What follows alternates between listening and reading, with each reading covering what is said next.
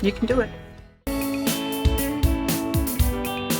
Hi there, I'm going to show you a basic almond shortbread recipe and 3 different ways to use it. So the first recipe is just a basic almond shortbread, but you could add some oils to it, so like wild orange or lavender or lime or whatever you'd like, or you could use lime zest or orange zest or lavender flowers and make it sort of something a little bit special if you wanted to, but we're just going to show you the basic one, and then I'm going to show you 3 other ways to change it up.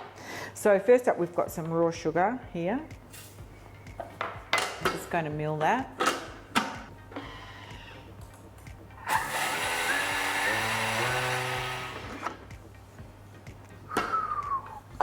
Then we're adding our almonds, so they're blanched almonds. If you don't have blanched almonds, there's a recipe attached for you to do this very easily in your Thermomix, and I've got another video that I think is just a live video that we did on Facebook. So now we're going to mill these for 10 seconds as well, on speed 10. Here we go. All right, now we're adding in the butter and the flour. And the flour is 130 grams. And look, I'm using baker's flour, and I normally use baker's flour, 130 grams. Look at me. Would you look at that? Capture that, please. 1 gram out. Anyway, I normally use baker's flour for everything, unless I'm making a cake, and then we make cake flour, which we have got a recipe for that too. But baker's flour is, you know, pretty good. Okay, that's it. That is your whole recipe right there. 8 seconds, speed 9. Oh, salt we need. Just got to put salt in. Everything tastes better with a little bit of salt. There's no vanilla in this, you'll notice. Just a little bit longer.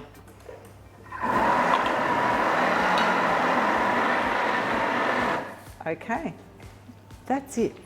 Now we're just going to roll it up, put it in the fridge for half an hour, and then bake it. And baking shortbread is really easy. You just need to do it on 180, no less normally, unless you've got other ingredients involved, because it needs a nice high heat, relatively high heat, and then it cooks quite quickly and you leave it blonde so it doesn't go really, really brown. So look at that. Perfect.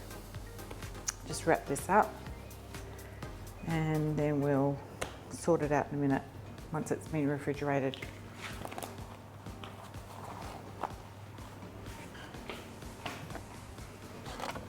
Okay. So I've rolled the dough into a log, and now I'm rolling it onto some demerara sugar, which should sort of crystallize on the outside and stay a little bit crunchy. Now you're going to have weird end bits, but you know, they're the nice bits that the kids like eating. So demerara sugar is like a very high melting point, so it won't disappear. Okay, I'm just going to cut one. So we're finishing off our almond shortbread. I've just rolled it into some demerara sugar, finishing that off, cutting them. You can keep this roll in the freezer actually, and just cook it on demand, which is kind of nice to do.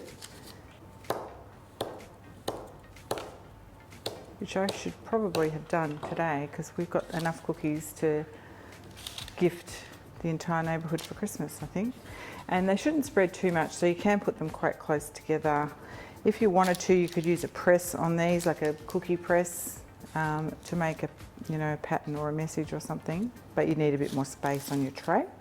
So they can go in. And this is our plain almond shortbread. You're going to love them. They're just really pretty. It's a great way to use the same almond shortbread recipe several ways. So we've got the plain, we've got this, we've got the chocolate one, and we've got the margarita slice. There you go. We're generous this month. What's going on? I hope you make them.